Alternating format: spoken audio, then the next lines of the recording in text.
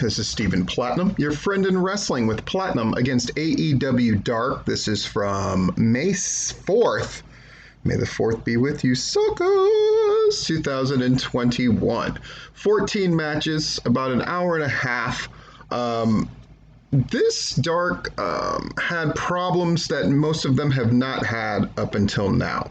I do read a lot about what people say in general about things, not that it completely factors into what I think, but I like to have my fingers on the pulse of what fans are saying, what smart marks are saying, what pundits are saying. I am one myself after all.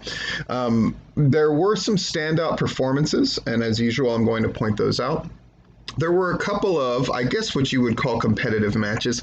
I wouldn't say a couple, maybe one that I would categorize. And then I had a couple of my favorite guys who they use as enhancement talent, I hope they sign, actually teaming together. So that was nice. But there were definitely big problems. I can tell you right off the bat that there weren't 3 check marks all the way through. In fact, there were 2 matches that got only 1 check mark. That's pretty bad for Dark. They had some sloppy ring work in one of them, which I'm surprised that they sort of emphasized. And yeah, let's just jump into it. So I give 3 check marks, whether the match is a competitive match or a not competitive match. For the most of the matches, they're what I call foregone conclusion matches, but assholes would call jobber matches or squash matches. 3 check marks go like this. First check mark, if the proper person is put over in a way that is memorable and notable. A second check mark, if that person looks great in the process. And then a third check mark, if the person who is in the losing effort looks great or is given a disproportionately large amount of offense by the winner. First match, we have Ricky Starks against Will Hobbs. Hobbs dominates this match. Starks doesn't even get into the match, wins with his finisher. They annihilate poor Rick Aldridge and Aaron Fry. Message sent that Hobbs is dominant and Starks is happy he is dominant. As opposed to the sometimes friction that we have between Brian Cage and Starks. 3 check marks, no problems here. Hobbs needed to be strengthened after his loss with Christian, and certainly that happened. Match number 2, Layla Hirsch against Diamante. Layla Hirsch continues to look better and better and better. I guess you could call this a competitive match because Diamante has gotten a bit of a push. So for competitive matches, it goes like this. Do both people look great? In this case, yes. That's 1 check mark. Second check mark, if a person is put over in definitive fashion that actually helps their career, and I would say that has definitely happened. Layla Hirsch scores her first victory against somebody who isn't a jobber. And in a third check mark, if something feels like it is advanced or usable on a bigger show like Dynamite. And I would say that was accomplished. Layla Hirsch is clearly on the road. She's on the winner's track. When I think about other people who were on the track of an enhancement talent and now to seem to be on a winner's track to at least be lower mid-card, I think of her. I think of Kilynn King, who is going to wrestle later in this show as well. So 3 check marks all around. Great job. Match number 3, Liam Gray and Adrian Alanis against the Varsity Blondes. The Varsity Blondes finding more ways to team together, more ways to show teamwork, more ways to show chemistry. I'm all about it. I love that rolling forearm into the top rope clothesline. A small quibble here.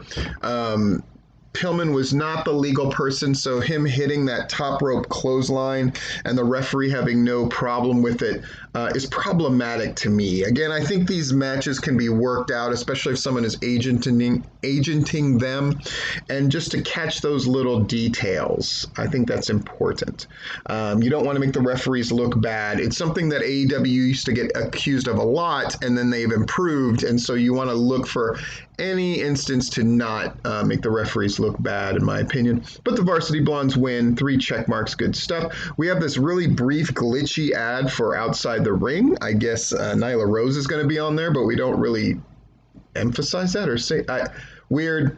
And again, I don't know why stuff is happening on this show that doesn't look good or seems glitchy when it is pre-taped and put together. Again, AEW showing evidence they're putting out a lot of programming, especially on YouTube between this and Elevation, right? And there's signs that people are overworked or things are slipping through the cracks. And I just want to point that out here because some people who work for AEW listen to me, and I want to make sure that they're tightening these screws a little bit because there's signs of slippage most definitely. For instance, on Elevation, we didn't have a kind of getting to know you segment, either an interview with Paul White or one of those great video packages that they've been doing. And to not have that on the first, not to have that on Elevation seems remiss. And there are a lot of things that fell through the cracks on this Dark show. Match number 4, Spencer Slade and Jane St. Patrick. I'm a big fan of Spencer Slade.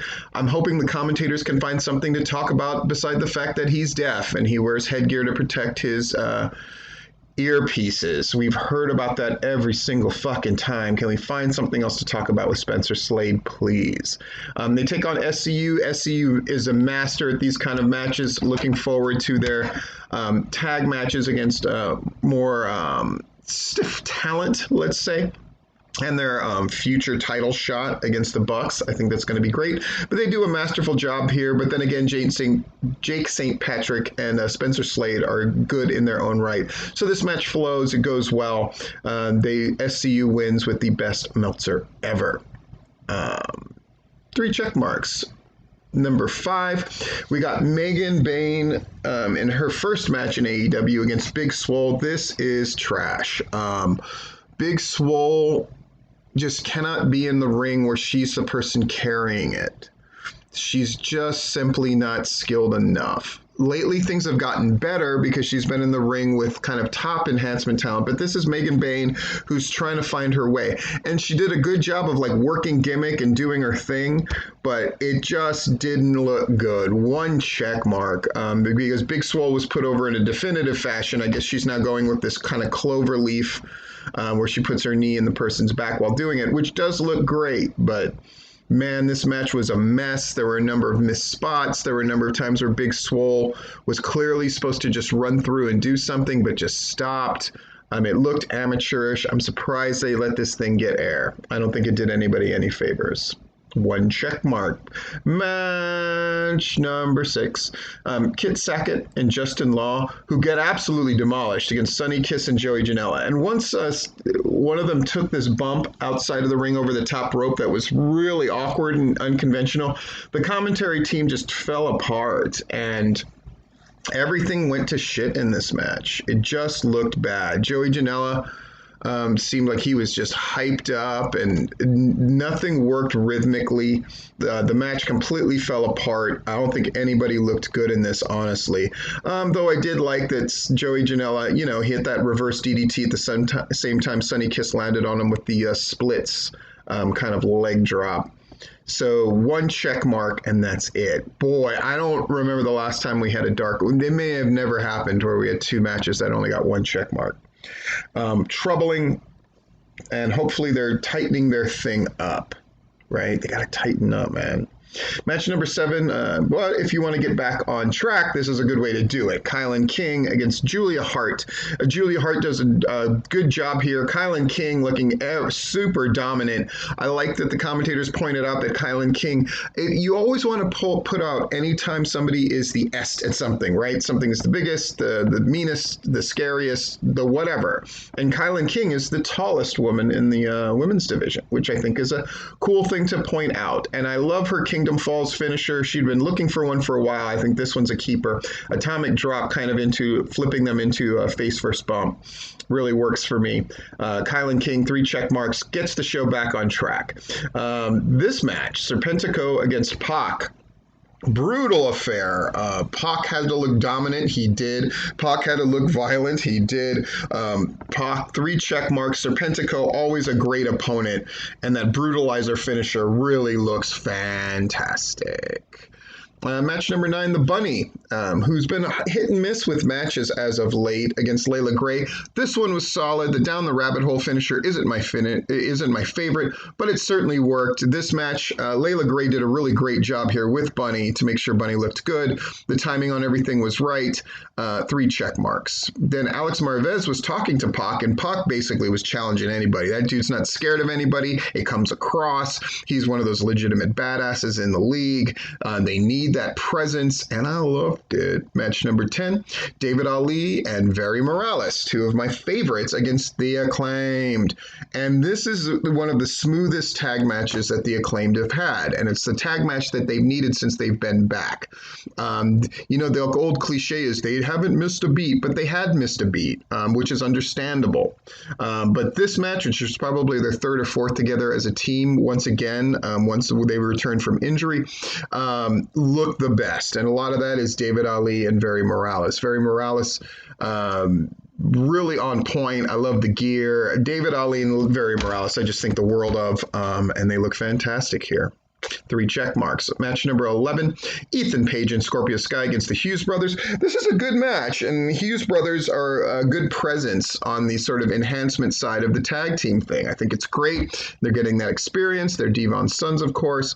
They look fantastic, and I think having Scorpio Sky get over with the heel hook finish is wonderful, because, of course, Ethan Page always gets that move where he, Ego's Edge, right? The Razor's Edge variation. But it was nice to see Scorpio Sky pick up a win with his move as well, as we're moving them into bigger and bigger stuff to do. 3 check marks. Match number 12, Evil Uno, Alex Reynolds, and Stu Grayson of the Dark Order against Ryan Nemeth, JD Drake, and Cesar Bononi. I was surprised that Ryan Nemeth took the pin on that team, but I guess it makes sense because he was probably able to take the fatality the best. This match worked. It was 2 bona fide 3-person teams going at it. I thought it was nice. It was one of my favorite matches on this whole thing. Great job. 3 check marks. We have an ad for the AEW casino game. Something else that we didn't have beyond the one thing with Pac is we just didn't have people cutting promos. And I think they need to work that stuff in. It's one of the great things about Dark and Elevation is a chance for people who normally don't get to cut promos to cut promos. And I think they need to get back to that a little bit. Match number 13, Dante Martin against Danny Limelight. Danny Limelight is top-notch enhancement at AEW Dark. You're never going to have a bad match with him, and this is no exception. Dante Martin looks really great in this. Less sloppy, but his high-flying stuff is still mind-blowingly good, and his 450 is amazing, and that's what he wins with. 3 check marks. And then finally, Luther against Lance Archer. Lance Archer gets a good match with Luther here. I like the thing where Serpentico was kind of came out and attacked Lance Archer at his entrance to try to give some hope to Luther. And I also thought it was interesting that Fuego del Sol at one point attacked Serpentico outside of the ring, obviously setting something betwixt the two of them. Maybe Fuego will eventually pick up his first win. Who knows? But Lance Archer most certainly does. Kind of does this black hole slam for the win. I will say the commentary in this match was particularly terrible, along with the Kit Sackett, Justin Law, Sonny Kiss, Joey Janela match. The 2 worst thing in this one, they completely demolished what it was the de facto main event of Dark. Jake Roberts sort of chimed in. Nothing was put over as serious. Luther was never presented as any kind of threat by commentary. I thought this was a particularly bad. I know people harp on the commentary on Dark a lot. I tend not to. I tend to like it. I like that they keep it in a lighter tone most of the time. But boy, there's a time where they just decided they're just going to shit on this match, and they just did it. And I don't think it served anything. Anyway, this is Stephen Platinum, your friend in wrestling.